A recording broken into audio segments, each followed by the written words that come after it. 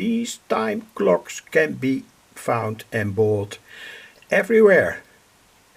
But there is of course a moment when such a clock doesn't work any longer. Can have all kinds of reasons. The contacts burn in, the motor stops inside. There is a mechanical motor here inside, and that's the very interesting thing of this video. I don't want to make it longer than 2 minutes. So anyway, I've taken, the clock was defective, not this one of course. I took the motor out and here it is.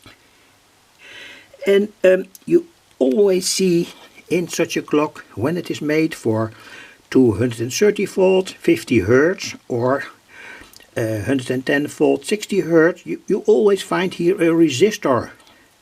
That resistor can be burnt out.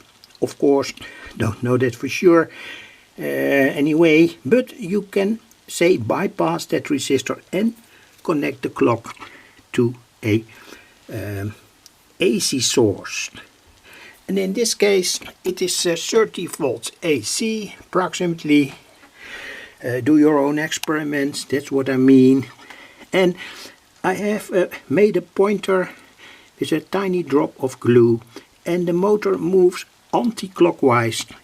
And here you can see that during 10 minutes the pointer moved for approximately, say, 2.5 centimeters.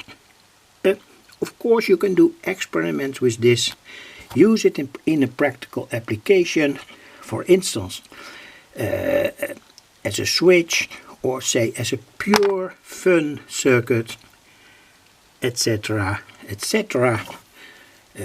For instance, when you have here a LED and a light dependent resistor, and here say a part that shuts off the light, you can make something to switch.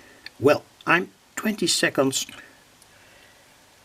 over my ideal time. Thanks for watching.